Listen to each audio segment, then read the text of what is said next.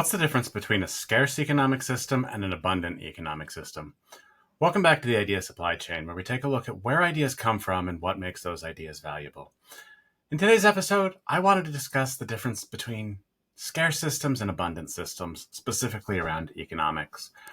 And this is something at the forefront of my mind for a couple of reasons. First of all, I'm working on a book about the importance of building abundant economic systems in, this day and age. And I've started actually getting more serious about that book and outlining sections as I have a better understanding of everything within kind of a set context. I've really been kind of mapping ideas out and putting them together, and now I'm starting to see these things take shape.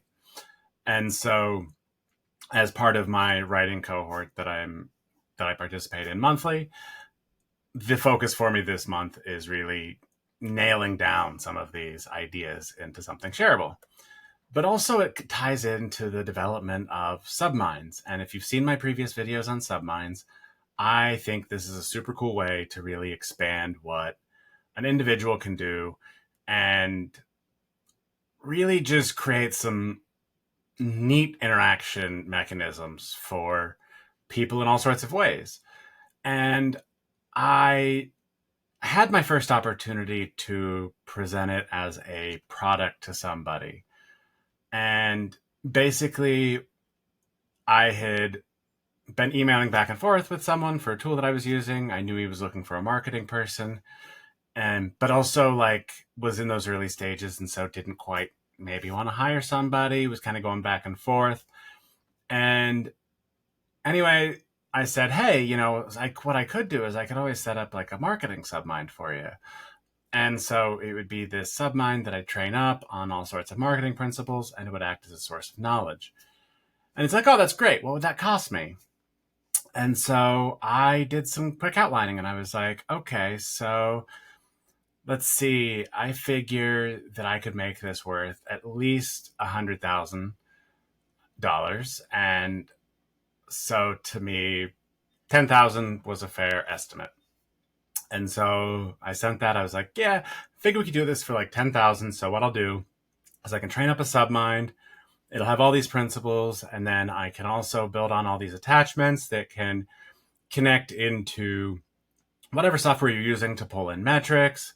And I can, bring in a marketing expert to really check what I'm doing and all of that.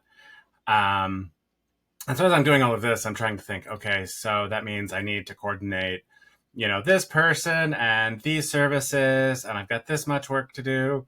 And so I'm kind of trying to ballpark what a fair number for that would be, right? And so I came up with 10K and sent off the email and, didn't think much of it. Then the weekend went by and hadn't really gotten a response. And I was thinking about it, I was like, well, maybe that wasn't really the right way to go. And then so yesterday I started writing about these abundant economic systems, and it hit me. I was like, hey, this is not an abundant system. This is the old way of thinking. I'm thinking resources are scarce. I need to get what I need to get together first, and then use those resources to kind of put everything else into motion. That is a scarce system. That means, okay, resources are limited. Therefore, I need to gather what I need ahead of time to ensure that I'll be able to finish. That's the idea of scarcity in a nutshell.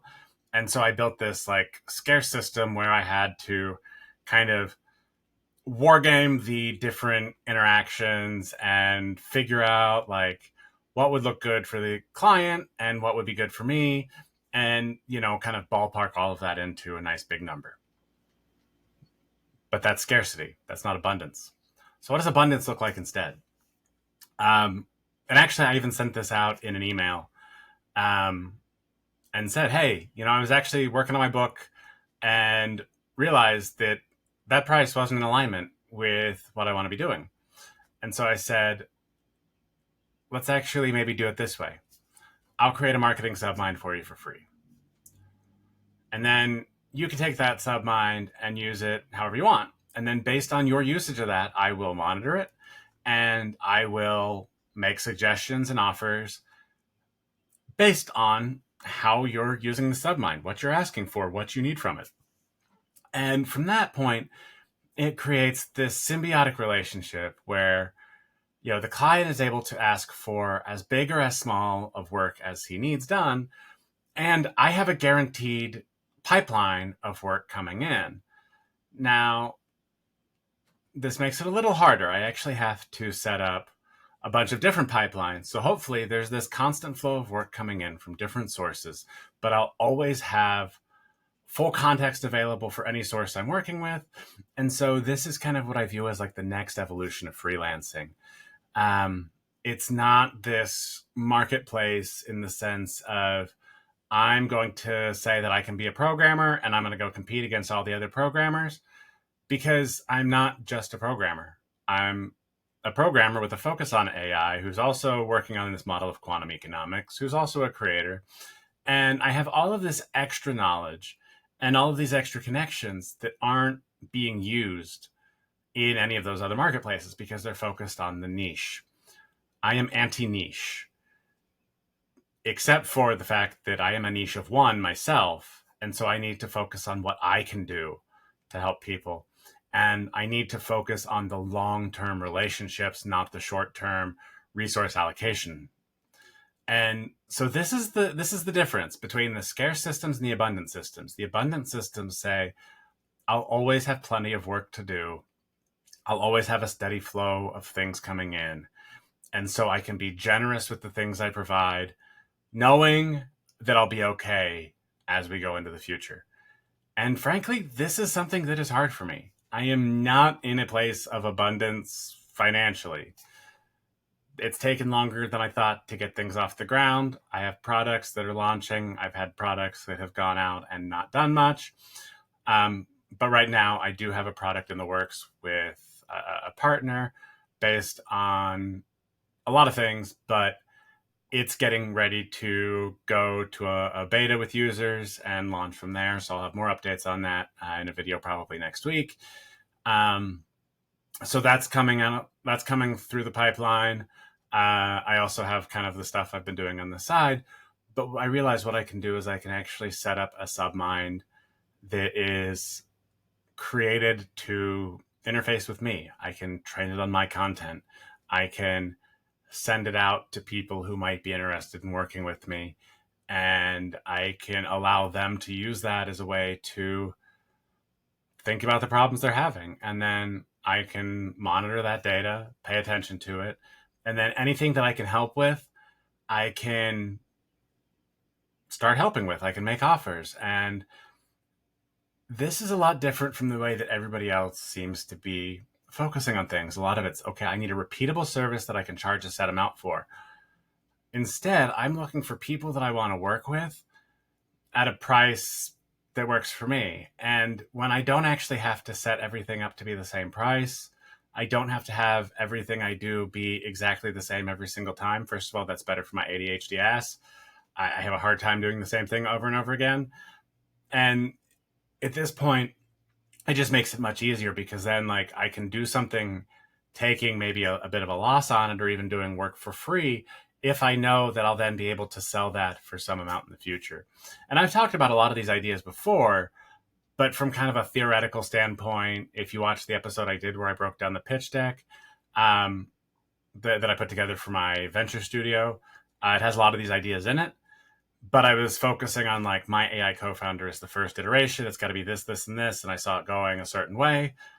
And I realized that doesn't actually need to work. And in fact, that's going to be the slowest path to success, because I'm speaking to a very broad audience. I haven't quite figured out how to get that into a spot where it is this high volume thing that I can open up to the rest of the world. But if I can do it for myself as an individual, and I can do it with people that trust me based on my content, based on what I talk about, things like that, then all of a sudden I can prove out that this method works. And by doing that, then I can extend it kind of backwards. So I realized my timeline was actually a bit flipped. I should have been doing the bigger work for specific clients first, and then branch out into various areas, and finally kind of opening up this very, very broad kind of submind marketplace. But That's okay, because it doesn't actually matter. And that's one of the cool things about um, abundant economic systems. You don't have to do things in a certain order. Instead, it allows things to play out over time. It allows you to kind of do work that you can in the moment and build up to bigger and bigger things, create efficiencies as needed, but it doesn't over optimize ahead of time. We have all these systems that are focused on optimizing very specific pieces, and that makes everything a lot more complicated. In this sense, it's like, I know what I know. I can connect with people that trust me for some reason, whether they see my videos, whether they read my newsletter, whether they read blogs, see interviews, whatever it is. They have some reason they want to trust me. And so what I'm going to do is I'm going to actually set up a newsletter for the sole purpose of, hey, connect if you think I might be able to help you. Then I get the submind built out that is shareable. Hey, here you go. Here is a personal submind that you can talk to. It has access to all of my content, all the information I put out into the world already. And if there's not something there, it can actually go back and ask me. And then as I see what people are asking, I see what people want, then I know how I'm best able to help them. And that allows me to create things that scale. And so it's a very cool way to think about scale in the age of abundance, because it's a very yes and system. I don't know if you know the kind of yes and philosophy of improv comedy, but basically you take what you've got, no matter what somebody says, you say like yes and you build on it. You don't detract. You don't say like, oh, well, no, that's weird. No, you build on what you're given. And that's something that is very different from the, scarce systems that we're used to, where it's like, no, resources are limited. I need to say no to everything and, really block off a lot of the optionality so that I can pick the one path that has the best chance of paying off. The abundant system says, yes, let's take on as much as we can, see where things go, and give you kind of that individual flow of like, yes, no, on very small bits of work. And then you build relationships, you build long-term things. And so I can show someone where I think a product could go or a service could go because I see the power in that, but I don't need to dictate that from the start. And that means that for someone who's building a very early stage product, now it becomes a much easier thing for him to stomach because he's not putting out a lot of money onto something that he doesn't maybe have a lot of trust in yet. I need to build that trust. And so one of the things I'm really working on doing is optimizing for trust, which means I'm going to give you everything I can, as much as I can possibly give you for free. And when the time is right, if you need my help on something bigger, something, more bespoke, something unique to you, then we can talk and I can do something to really help you out in a powerful, efficient way, because I have all of this context that I can pull on. And from there, good things can happen. So anyway, I hope you enjoyed this breakdown. As I said, scarce economic systems versus abundant economic systems. And if you like what you hear, I'm going to drop a link to my email newsletter sign up in the description. Throw your email in there and a little blurb about what you think I might be able to help with. And once I get a submind set up, I'll get you hooked up with one. You can communicate with it. You can do what you need to do. And then if there's some way I can help you in the future, I would be more than happy to do so. So anyway, that's it for today. Thanks for watching, and I'll see you next time.